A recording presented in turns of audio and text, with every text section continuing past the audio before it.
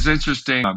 In terms of negative role models, I can't say a specific name, but just watching in the news people that would do things that would cause themselves pain, their family pain. And so just trying to learn from others like, whoa, we don't want to go down that road. Look what that choice led to for that guy, that girl. Like an example would be if you say tennis. I played a lot of tennis growing up, played a lot of sports. If you look at Jennifer Capriati, at the age of 13, she won one of the major tournaments, and then her world kind of implodes because she's not ready for it at 13. And so that's a good example to look at, not only as a child growing up, but now that I'm an adult with kids that are playing sports, to know that side of, okay, that's a good example of maybe we don't put them into tennis. And if you watch the recent film with the Williams sisters, that's why their dad held off, because of what happened to Capriati. So sometimes you can learn from others in that negative way and figure out, okay, let's learn from their mistakes. And what about your father? What did you learn about focus from your father? Yeah, so my dad is great in terms of he wants things to be perfect. So I remember going to his retirement even, and they're talking about, oh, Jay, we've got to have signs. He takes over this whole organization. And he goes, we need to move the executive parking. The best spot shouldn't be for the executives. Those should be for our clients. So let's move that parking so the executives should have the worst spots. They should walk the furthest. And let's have, he was an executive, right? So he goes, no, we've got to make sure that we have the spots for the clients. And at this reunion party, it's funny because they're going, but then Jay Equalman, the question becomes, how high should the signs be? What color should they be? What should they say? And so it was that kind of focus to make things correct, make it right. But also the initial focus of, hey, it's not about me, it's about others. And so how do I focus on the needs of others? Now, we think that being busy is something to be proud of. What did you do this weekend? If you flew to Amsterdam and you saw the Anne Frank house and you saw the Van Gogh and you went to a great club, then you get a big tick. If you say, I do nothing much, then it's a sad face. How much of this is a wider cultural problem rather than an individual problem? Yeah, it's definitely both. I'd say it starts at the cultural level, that you're trying to one up your neighbor. The biggest problem from an individual perspective is we think busy versus big. Busy meaning that I've got my calendar jam-packed. Busy meaning that I'm going to make sure I handle all these things that I think I have to handle. And then all of a sudden you're not getting those big things done in your life. So then a year slips by, 2 years slips by, 3 years slips by, and you wanted to write that movie script and you haven't even written a word for it. Or you wanted to learn to play guitar and you haven't stroked one chord. And so that's what happens to us, is we focus on the busy versus the big. So what made you decide to focus on writing your book about focus? Yeah, no, it's funny. A little background on me. So for the last 12 years, I've mainly written books and I speak on stage. We own an edutainment company. So the reason I tell this story is because essentially I'm the owner of the company. And so in theory, that would mean that I'd have whatever time I wanted to do with whatever I wanted to do. But ironically, at the end of each day, my hair was on fire. And I'm sitting there going, what is this thing I built? It's kind of controlling me. And if I'm having this issue, when I don't really technically, we all have bosses, but technically I should have it the easiest, where I can dictate what my time looks like for the day. If I'm having this issue day after day, then I've got to imagine others are having it. So I started with a readership of one, me. I need to do this research just because I started to get excited. What if I just was able to focus on kind of those big blocks versus all these busy blocks that I'm doing each and every day? And then I started talking to different people. I'd talk to a school teacher. I'd talk to a stay-at-home mom or dad. I'd talk to a CEO. I'd talk to a president of a country. And the same thing held true across all these avenues, that the really successful people, when I talked to them, I said, what's the key to your success? And they say, well, I'm a little bit better at focusing than most people. And I go, what's the biggest challenge to stay on top? And they said, maintaining that focus. And so it was a daily challenge for everyone that I spoke with. And so I go, okay, I'm going to start with this book, Readership of One, me, but it sounds like everyone's wrestling with this. And then once I was in the process, anyone I spoke to, that was their number one thing. Man, if I only had more time, if only I could focus on this rather than that.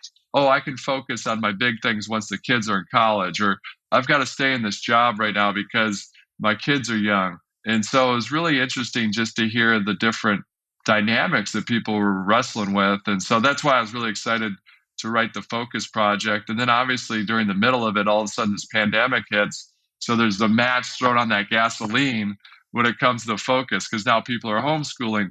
They're trying to learn how to work virtually. And so they've got all these additive things that were added to their plate. So they had no idea where to focus. And the mental health was being impacted negatively. And so companies that I spoke for, instead of me speaking on digital leadership, said, hey, I've heard you wrote this book on focus. Actually, that's what we need. We need these guys to focus. And so it's been a fascinating ride. So do you think focus is a talent, or is it something that we can learn to do? It's something that we learn to do. It's interesting because it's not inherent DNA that these successful people are able to focus better. The main thing they're able to do is that they have systems and processes in place to say no. They say no to almost everything.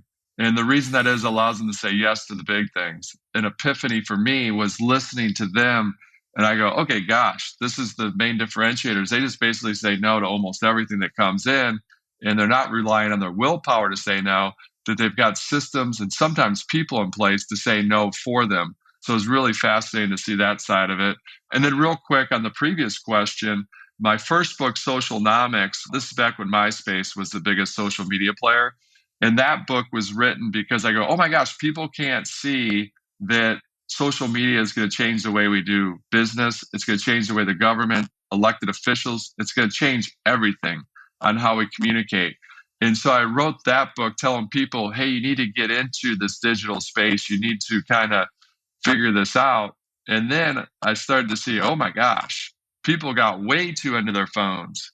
And so in some small way, the Focus Project is that anti-venom to the original book, Socialnomics, and basically telling people the answer is in the middle. It's in the balance. But I had to write this Focus Project book to say, get out of your phone. If you want to get big things done in life, you've got to figure out how to focus in these particular areas. So 1 minute you're saying, focus on this internet, it's really important. The next minute you're saying, don't focus so much. Yeah, I'm like, you went way too far. Hold on. Hold on. So you have a great equation, which I'm going to share, and perhaps you'd like to talk it through for me. Focus equals achievement equals fulfillment equals happiness. So talk me through that. Yeah, so if you look at people want to be happy. So there's tons of books. I'll walk it back the opposite way. But there's a ton of people, everyone out there is like, how do I have happiness? And if you look at the research around happiness, it's really about fulfillment. So do I feel fulfilled doing X, Y, Z? And fulfillment is always derived by growth. And so growth, when you walk that back, relates to achievement. Achievement meaning growth. It's not about you got first place. It's like if you went from 10th place to 7th place, that brings you that fulfillment, which ultimately leads to your happiness. Or if you can only speak a word in Spanish and now you can hold a 5-minute conversation in Spanish, then that means you're growing. And so that's achievement, growth. And the only way you can have that achievement and growth is through focus. Are you practicing Spanish for at least a minute a day or a second a day? And so it's really about that focus to make sure that leads to that achievement growth that ultimately leads to fulfillment. And that's where the happiness is derived from. You kind of I did it the inverse because everyone goes, yeah, I want to be happy. If I ask the room who wants to be happy, it's one question that it'll be 100% hands in the air. It's one of the rare questions that'll get 100% agreement. And so focus is the starting point to actually lead you down the path to get to that happiness. Although I might be the one fly in the ointment, because I would actually not put my hand up to happiness. I would actually put my hand up to having a meaningful life rather than a happy life. That's true. That's a good point.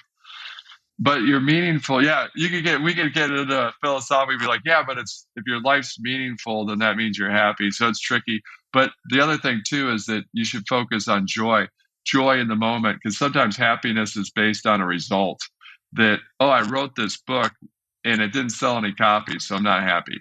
Or I wrote this book and it sold 1 billion copies. So I'm super happy. But really, you should derive it from the joy. Did you enjoy writing the book? No matter what that outcome is, then it doesn't matter. I enjoyed writing this book. It helped me grow. And so I'd love it to sell 1 billion copies, but if it sold 0 or sold 1 just to my mom, then we're good because I got that joy. And actually, to have a meaningful life, you need to have just as much focus, because otherwise you can get completely caught up in doing meaningless things because you're not actually saying the no. So how do you say no? Because when you say no to people, and I'm going to whisper this because we hate the idea, they might not like us. There's some of them will not like you, because I heard someone the other day tell me, I can't believe this guy said no like this to me. Now, they should have nuanced the no better. That's what I told them. But first, a long no is a lot worse than a short no, meaning that someone asks you, hey, do you want to come to this XYZ event? And in your mind, historically for me, I'd be like, I should probably go to that. They want me to go. It'd probably be good for XYZ. But I'm not excited about it at the moment they ask. And I'm going to be less excited about it when I actually have to go. It's not going to get any better in that time. And so a quick no is better than a long no, meaning that if I waited a couple days and then said, I can't make it, or I'm not interested in your product, whatever it is, if it's a quick no, then that's better for that person. Obviously, that person wants it to be a yes, but the second best thing is a quick no, because then they can move on. It's just done. And if you're the first one to say no, it's a first mover advantage, because they might have asked that same question to 6 people. Hey, can you volunteer your time? And if you're quick, it's like, no. And most of the time in life, people never say, I like that person because they're wishy-washy. They'll say, I respect that person. I'd always like what they have to say because they're very blunt and direct, but I respect them because I always know where they stand. But yeah, I have systems in place. So for me to say no, if something comes in, it's generally, hey, this is a great opportunity. Sorry, I'm not gonna be able to take advantage of it. Hopefully someone else can. I'm heads down on my book, but I wish you all the best of luck. Is that what you mean by a nuanced no? You're actually giving us a little bit of explanation. You're saying some quite nice things. You're explaining that you're busy with your book and you're wishing us luck. Is that what you mean by a nuanced no? It is. Yeah, no, you're spot on. You got to put yourself in the other person's shoes, but also put yourself in the shoes of they're busy. They get it, right? They're like, I totally get that you're way too swamped for this. Now, in time, it's funny, I always say that you always aspire to be, let's say, Barack Obama or whoever your favorite person is that's uber famous. But if you're Barack Obama and he asks you to go to lunch, or whoever your favorite person is, it doesn't matter, George Bush, whoever, you're the president of the United States, you're the prime minister, and you like that prime minister, is that they ask you to go to lunch, you're going to drop everything to go to that lunch. So in time, you want to aspire to be the person that no one cancels on. But in terms of saying no, yeah, you've got to get your systems in place to have those nuanced no's to where it's polite, but also you're letting them understand that they've been in that position too, where they've had to say no. And they go, I get it. This person doesn't have the bandwidth. At least they're up front and told me, no, can't do it. Now, when it comes to focus, what happens if all the competing tasks are important? I've got my clients, I've got my podcast, I've got my partner, the dog needs a walk, I need to learn German because, I live in Germany. They're all important. Help me out, Erik. Das stimmt. They are all important. That is true. So everyone will have it. You'll have more that you can do. And a lot of people make the mistake of, it's a time issue. And there's a billion-dollar industry around time management. I like to talk about energy management more than time management, because if we got up 2 hours earlier tomorrow to get things done, most likely the science shows we're going to get less done because we're going to be tired. Or if in a fantasy world gave everybody 12 more hours, we would fill those hours up, because it's a beautiful thing about life. There's so much you can do for whatever vocation that you're trying to attack. So I'm going to assume everyone out there has more than they can do, because most people do. There's more opportunities you can handle. So what we need to do is look at that list and then start to identify what's the one thing. Start with the one thing. Circle the most important thing. What's the one thing that makes everything else easier or unnecessary if I do it? Meaning there's a list of 20 things. If I do this one thing well, it might make it so these other things, I don't even have to do them if I do it really well. So, for example, let's say on my list, I've got a public speak. That's mainly what I do, that I'm out there speaking at conferences. And I'm looking, I got to do podcasts. I've got to write books. I've got to write this blog post, blah, blah, blah, down the line. And then on that list, it might say, get booked to be on media outlets. So I look down this list. I go, the one thing that I need to do well that makes everything else easier or necessary is to perform on stage.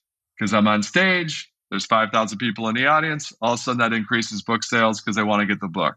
It also, on stage more and more, all of a sudden your name gets out there. Now you don't have to do outreach for media because the media will reach out to you. So all of a sudden you can maybe remove that one from your list. So that's what I mean. Look at your list and then circle the one thing that you know is the most important thing that makes everything else either easier or unnecessary. And then you can kind of rinse, watch, and repeat to get those in order of importance. Another hack is you can write on a sheet of paper, you can write the item and then the importance, and then how you're performing to that and identify the gaps. All right, keynote speaker, importance, 10. 1 out of 10, that's a 10. How are you performing to that? Like, are you getting booked enough? Let's say I put an 8. So that's a gap of 2. Now I go down the list. Let's say I go podcast, importance. Let's say for me, that's a 5, but I'm performing at a 7. All right, so I'm a +2 on that one. All right, if I were to borrow energy or time, I can borrow it from the podcast line, and I should move that to the top line, which is keynote speaking. So that's another way to kind of reorganize your list. My gosh, your mind works in a totally different way from mine. It's just fascinating to hear this. So we're going to have focus on a program about focus. How's about that for planning for you? If you can only have 5 top tips on how to focus, what would they be? I've got the first one down as write it down. So tell me about that. Yeah, so first identify what's the big thing. So what's that one thing? That's number one. If you can, write it down the night before. The reason you're writing it down is because inherently when we write something down, we're more likely to accomplish it. Second, if you do it the night before, it actually, your mind thinks that you've taken care of it for now. So you can sleep a little better. It's not racing through in your mind, I got to do this thing, that you've put it on paper, that your mind thinks, okay, that's taken care of for now. I can pick that up back in the morning because it's going to be there. And then I emphasize the morning. Everyone's different, but for 90% of the people, you do want to attack it in the morning. People that are night owls, they might adjust it on how they do it. But you want to have a spot to where you're going to attack this thing before the day attacks you. And you've got to allocate time towards it. And so that's what you fence it up. So you write it down, then you allocate time to do it. So for me, it's 30 minutes. It doesn't matter. You put 20 minutes, 10, just an hour. Block off that time to where you're not going to be distracted. And that's when you've got to attack that thing. And normally the morning's good again because the day really hasn't started. So you've got this thing done, and now you're playing with quote unquote house money the rest of the day because you tackle the most important thing first. And you might even circle back to it if you have time, but it doesn't matter if you don't have time to circle back. You've actually moved the needle on that item that's the most important, whatever that might be, playing guitar, writing a book. So number 1, we're going to write it down. And then your second top tip, which you've begun to explain already, is to block off time. How tight are you on this time? You know, if your wife comes up to you and says, honey, can you ... do you block her off or is she allowed to come into that time? Yeah, no, she's not. If there's an emergency, absolutely. But that's rare. And so the key is if you can, this isn't practical for some people, but one, it might be you get up before the house is up. So that's not likely to happen. That you're up before the house is up. So you might even adjust what time you go to bed so that you get up earlier so you have that time. Other times it might be, if you're fortunate, you have a different part of the house, which is really hard to get to. People might have to walk upstairs. It's just isolated. Other times you might drive to, if it's open, like a coffee shop. So you got to figure out what's going to work. What are those blockers that work? I've even had people that are in the office. They go to a different floor in some weird room that no one knows, and that's their time. Now, also, you can get people on board to tell them what you're doing because everyone struggles with it. So like their eyes will light up and they go, oh, I can't believe that person can afford to do that. And then they go, wait, I can do that. I can block off a half hour. Why don't I do that? And so if you can get people on the same page, that also helps as well, especially if you're working in the office. They'll be like, oh, that's Jill's time. Jill's, even if they discovered where you were on the fourth floor, whatever floor in that closet, she's always down there for that half hour. And then your third of your top tips is be present. So tell me about that. Yeah, so people that do yoga are a little better at this, but it's really about being present throughout the day. And so checking in with yourself. Now, what I do on most days at the end of the day in a Google Sheet or Excel spreadsheet, you can write it on paper if you want, but I like to track it over time. But I put down, was the day a +1, a +2, or a +3, or was it a -1, -2, or a -3? And again, not every day I do that. It's crazy because how long does that take you? 5 seconds. But we live busy lives. And then if I have time in the column next to it, I'll write down, why did it make me happy or why did it make me sad? What was causing this? And so over time, you can track that and see, oh, these are the patterns that make me happy or a meaningful life for you. Oh, it was a meaningful day because I did X, Y, Z. And so you can track it over time. But just as important, your mind starts to get into the sense of during the day, pausing and asking yourself, what am I doing and why am I doing it? And should I be what I'm doing? And then you revert back to the +1, +2, -1, -2, so that you're going, man, I'm having like a -2 day. What can I do to get this to a -1? And so being present and checking in like that's really great. It's really great for a lot of reasons, but like the two I mentioned, you can flip your day. Like, oh, I'm heading for a +1. How do I get to the +2? Or, man, I'm on a -2. How do I get it to a -1? And then also you check in and go, how did I get down here? Why am I on Facebook for the last hour doing X, Y, and Z when I'm supposed to be doing this? And so it's a good way to check in. Now, sometimes in time you'll get good at it, but sometimes you just set alerts in your phone to just kind of ping, vibrate to where you go, oh, whoa, what am I doing right now? Oh, okay, I got to get back on track. One of the things you write in your book that I like that sort of fulfills this idea of being present, you say, when walking, walk, when eating, eat. And how often do we actually do that? Not very often, to be perfectly honest. Yeah, you're right. I mean, think about you driving in a car. Sometimes you wind up a half hour later at your destination. You don't even know how you got there. So you're not present. Your mind's thinking about other things. So yeah, when you're walking, walk. When you're eating, eat. A lot of people ask me, my son, my daughter, they want to write a book. And I go, I'm going to preface this because you think I'm going to be terse with my answer, but it is true. If you want to be a writer, write. So let's have top tip number 4, which is Cowboy or Cowgirl scheduling. Now, this sounds fascinating. What is Cowboy and Cowgirl scheduling? So some of you might know the song Wide Open Spaces. And so what you want to do is Cowboys and Cowgirl scheduling is look at your calendar for today. So let's say it's Thursday and you want to fence off. So like a cowboy or cowgirl, fence off that area. So like we talked about, you might fence off that half hour in the morning. You want to fence off as much as you can time for specific items. So for example, people want to grab coffee with you, then you'll fence off a time. Okay, my coffee times are Wednesdays, 9:30 to 10:30. That's my time for tea. That's my time for coffee with other people. So it starts to make things a little bit easier. Block off time for yourself. It might be, hey, I got to think strategically. If you own a company, or maybe you're in a company and you know you've got to do strategic work, not just meetings, not just answering email. So block off that time. Okay, here's a half hour for strategic think time. And so you've got that fenced off, fencing these things off. And then most importantly, you got to lead wide open spaces. Like when Bill Gates and Warren Buffett first started to develop their relationship together, Bill was laughing at Warren because Warren has this paper, tiny notebook to handle his calendar because Warren's flipping through it and Bill's flipping through it. And Bill's like, you have 5 things on here for the month. He goes, yeah, I got to have time for myself. I got to think strategically. Bill was the opposite. He goes, as a good CEO, I thought I had to have every minute crammed. It even didn't even have time to go to the bathroom. And so again, the answer's in the middle there somewhere, but that's what we mean. Keep that wide open space for one, opportunities, but also so that you can be present, can think a little deeper with some bigger picture stuff. Yeah, I would say one of the great things for deep thinking is having a dog, because you have to schedule the time every day to walk the dog. And that can be a time for you just to think. Some of my best ideas come walking the dog. So I love that idea of cowboy scheduling. Yeah.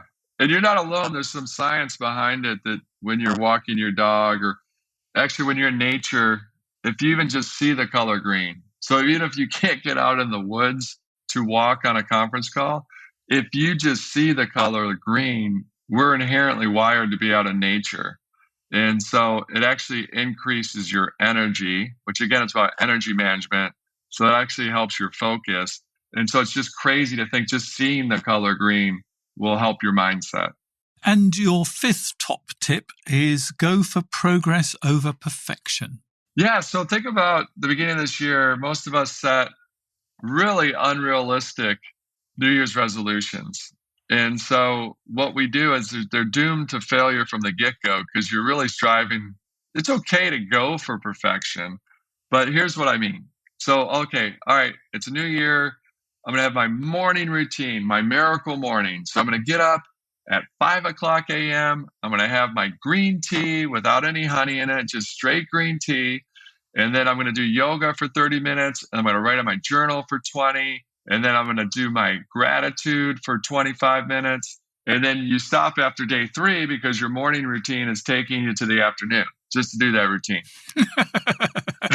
And so the key is just take those small steps. So I actually took the time to even look at all the Olympic long jumpers. And if you look at the Olympic long jumpers, their shortest step is right before their giant leap.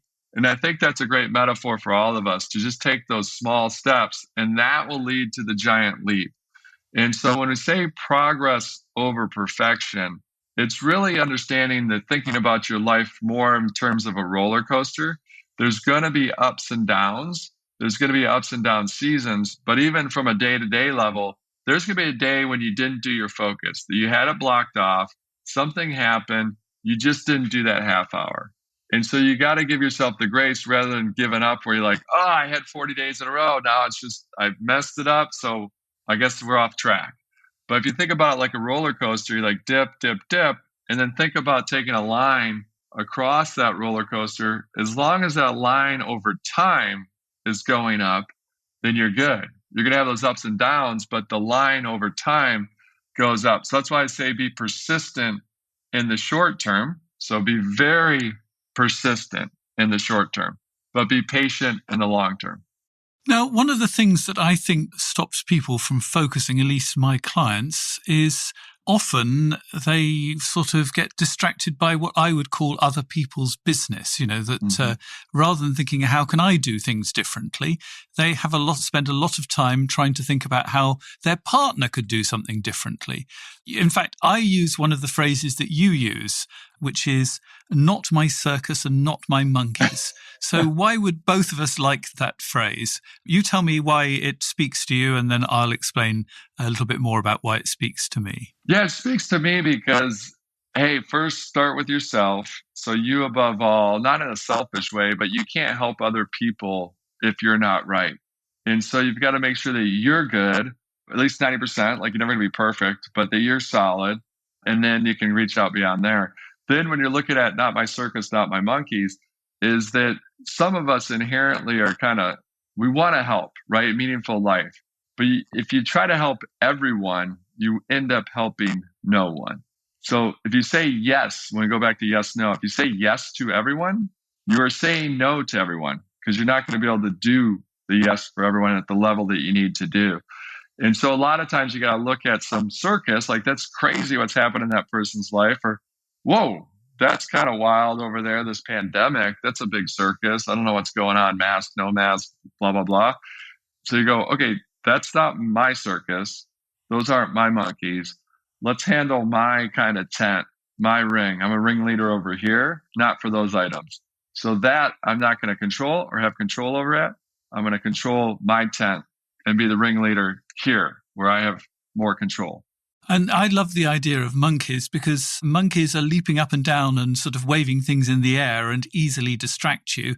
And you can get pulled in by monkeys very quickly. I sometimes say, it's a bit like herding cats. Well, you might as well try herding monkeys. You're wasting your time.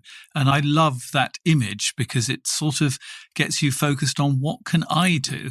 And, basically I'm not a monkey trainer, so it's not my circus. Walk on.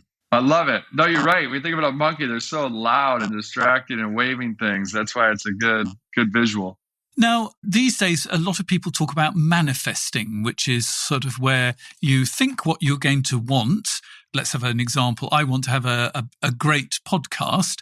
And if you think hard enough, you can manifest it. Is manifesting part of focus or is it something different? It is part of focus. And when I was doing the research, I did come across a lot of that manifestation where if you write something down, like I want to become the number one motivational speaker in the world. But if you write it down every day, it often will manifest itself. It has a higher likelihood of happening. And there's also some studies about what you're named as a kid. So if your last name's Bank, you're more likely to be a banker.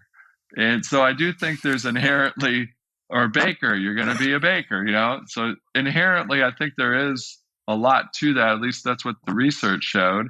And myself, I find it, and I'm not good at this, like progress over perfection. You just reminded me that I've kind of let that slip. Is that writing down your intention as much as possible long term? Now, I have done a good job of, at the beginning of the year, I do a visual board and I make it black and white and I draw it, either grabbing art from online or drawing it myself, just black and white. And then I constantly have that somewhere where I can see it. And then each month I color in how much progress I've made in each area. So it reminds me, doing well over here. Like, let's say I want to read 50 books this year. That's one of my things, read 50 books. So I've got a stack of books and I start to color them in because I'm ahead of the goal on that one. But then I said I was going to do more yoga. So I've got this image of this silhouette of a person doing yoga, downward dog. And I've only colored in like the toenail because I've done yoga maybe 5 times this year. And so, oh dear, it's a reminder of looking at that visual board as much as I can. And how many books have you read so far this year then? So far this year, we're at 14. Oh, you're doing well. Yeah. I assume you're choosing short books rather than long books. They're all over the map. If it's a business book, you can read a lot faster than a fiction piece because the business books, you can kind of read down the middle, speed read. But yeah, the fiction books take a little longer. Those could be quite thick. So I'm a silent partner in my wife's book club, which that's a different podcast. We can talk. Why don't men have book clubs? Because in the United States, I belong to a book group. Okay. And unfortunately, we keep on choosing these incredibly long books. We're reading the Hannah Yanagara book, Paradise, and which is like 3 books in one. So perhaps under your system, I can count that as 3 different books. Maybe a bit of cheating like that would help. Yeah, no, for sure. Yeah, people always ask me, hey, you want to play poker? I'm like, no, I'd rather do a book club. I don't want to play poker. So it's not just a lack of focus that stops us achieving our goals. I think sometimes there can be things like fear and anxiety and all sorts of other things as well. How do you deal with those other things that are stopping us? Yeah, no, for sure. I mean, when we look at businesses, the companies that we work with, the number one reason people don't take action is they're afraid to fail. So that culture within that individual and also within that organization is that they're afraid to fail. And so I always like to remind people that we all grew up kind of on a fallacy when it comes to sports or music. Most of us played a musical instrument or played sports growing up. And your instructor or your coach would always say, practice makes perfect, which is perfectly wrong. It's proper practice can lead to progress, and improper practice can lead to problems or the wrong kind of permanence. And so when we hear about Silicon Valley that failure makes you better, that is wrong. It's evaluated failure makes you better. And when you do evaluated failure, actually failure is just part of the process. There's no overnight success with individual or company. There's going to be failures, and that's how you learn. So it's about fail fast, fail forward, fail better. Now, when I say that, and I'm talking to companies, I'm like, it's easy for me to sit here on stage and tell you to fail. That's super easy for me to do from stage here. But what we can do is you're afraid to fail because your brain is trying to protect you. And so there's little things we can do sometimes to help overcome that fear. One, you could write down other failures that have happened in the company and how they ultimately led to success. or how a failure that you thought at the time was hurting you actually wound up happening for you. So instead of happening to you, it is happening for you. But there's also some fun things you can do. So if you actually stand like a superhero, so Amy Cuddy started this out of Harvard. It was much debated, but then they replicated it in 50 different universities. We've now done it with audiences in 55 countries. Works for about 96% of the people. Is that if you actually stand like a superhero, so standing like a superhero, your feet a little wider, you got deep breath, your shoulders are back, you got your fists on the side. And if you stand like a superhero, then it can help reduce the cortisol in your body by up to 20%, which is that stress-inducing hormone. And then possibly we can have another one of your sayings that I rather like: leap and the net will appear. Yeah, there you go. You got to, or I'll say it's not reward. You got to take that leap. It's risk reward. You got to take that leap and then the net will appear. Yes, indeed. The Meaningful Life with Andrew G. Marshall. Please follow us on Twitter, like us on Facebook, and visit our website, andrewgmarshall.com/podcast, where you can join our supporters club and unlock bonus material and other benefits. So let me tell you about my Substack newsletter. I'd love my Meaningful Life listeners to subscribe. The newsletter is a mix of relationship advice and my thoughts about building a meaningful life. I'm hoping that as it grows, it can become a shared space, somewhere you can tell your thoughts and suggest ideas for a new podcast episode. You can find everything at themeaningfullife.substack.com, so please do sign up. Details will also be in the show notes. If you go to my website, www.andrewgmarshall.com/podcasts, you will find details of how you can write to me and my guests to have one of your dilemmas discussed here on the program. And my thanks to the listener that went to www.andrewgmarshall.com/podcasts and wrote us this. Big problem. My wife has been in the USA for 6 years. We're married 1 year and both in our second marriages. I'm retiring in 3 years. She wants to move back to the UK full-time to be with her family and her grandkids, and I don't. I have suggested 6 months here and 6 months there, or even 8 months there and 4 months here, to no avail. She wants one house and not a house and maybe a condo here. I have 2 older sons not married. She has parents, 2 grown daughters, 2 grandchildren, and 1 on the way. This seems like a no-win situation. She feels that I owe her it here because she stayed with me after her divorce. Whenever we talk, we get bogged down in the details. I can't move before retirement unless I find a job in the UK, which is unlikely, and we need the money. 1 minute it seems like we have to solve this problem today, and the next it's in the distant future. So the conversation goes in circles. Where shall we live if we do move? When? How will we fund everything? What are the legal ramifications? Nothing gets resolved. Any ideas? Wow, that's a tricky one.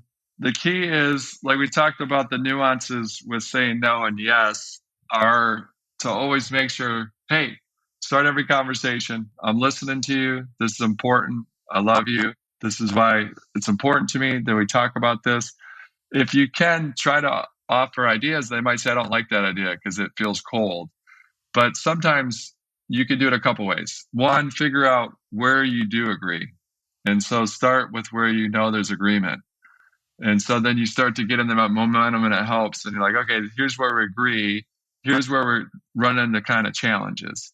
Now, just like the grid I talked about before, what you can do this collectively, or you can do it blind. Each one does it separate. Write down your top 10 things, importance to you, and then figure out where there's alignment. But also, that's when you have to figure out that compromise, is that there's going to have to be a compromise sometimes. We agree to disagree. How do we compromise on this? I'm willing to give here. Can you give there?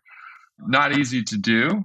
And also understand that your brain might work differently than her brain and vice versa. One might be more emotional and one might be more logical, rational, in terms of, like, you've got a scientist over here. It's going to be black and white. And you've got a romance novelist over here.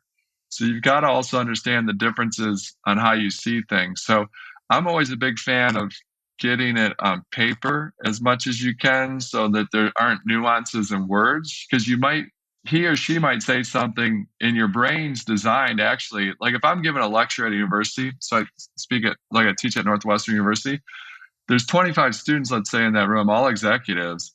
They'll hear what I say differently. Your brain's designed to keep it interesting to you, to kind of keep you awake. And so literally everyone in that room's hearing what the exact same thing differently.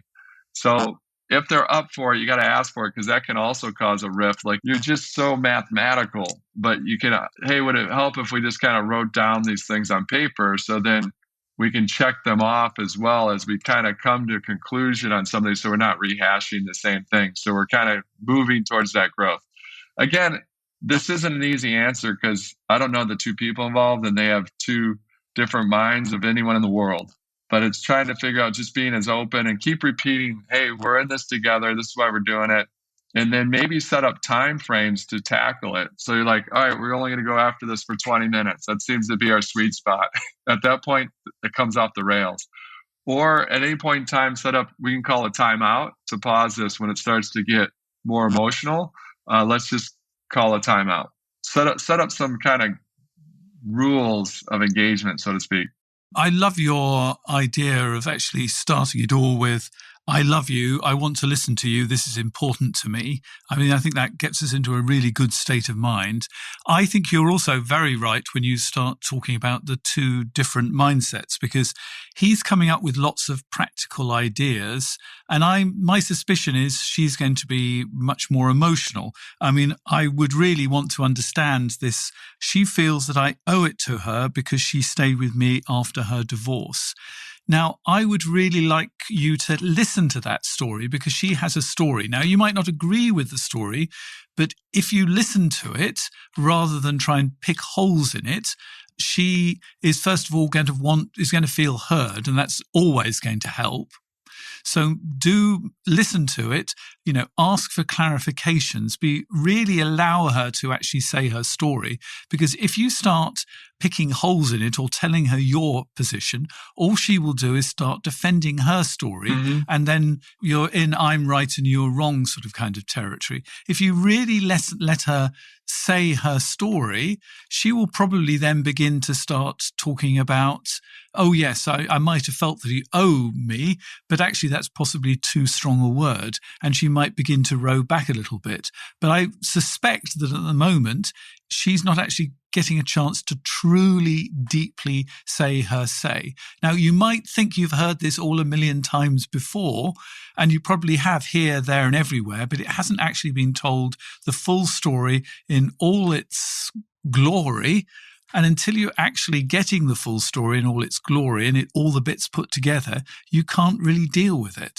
No, that's a really good approach. I love that. And also, if you hear the full story, then you'll understand, okay, this actually makes sense for why you said that. It doesn't make sense from a black and white perspective. So an example would be, my friend, she wanted to invest in a property in the south of France. And so they collectively, the husband and wife, get a place in the south of France because they have family there.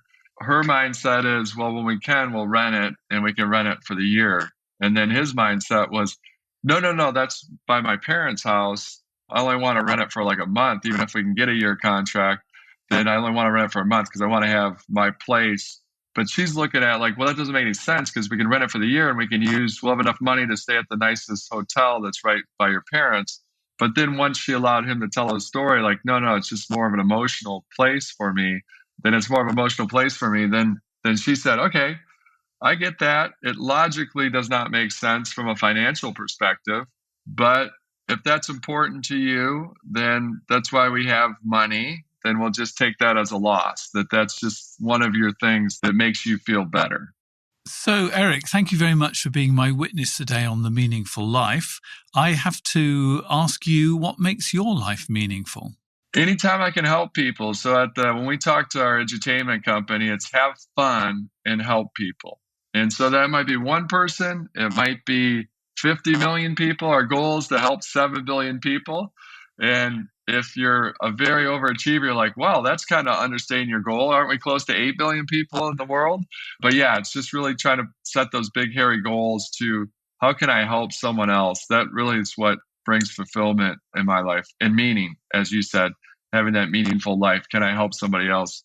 I think that's really interesting to actually have focus on your meaning, and you've got it down to have fun and help people. And that is beautiful. Thank you for sharing that.